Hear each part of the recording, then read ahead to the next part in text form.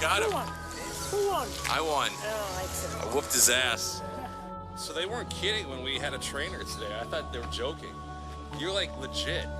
We got a legit Olympian trainer here. Yeah! Woo!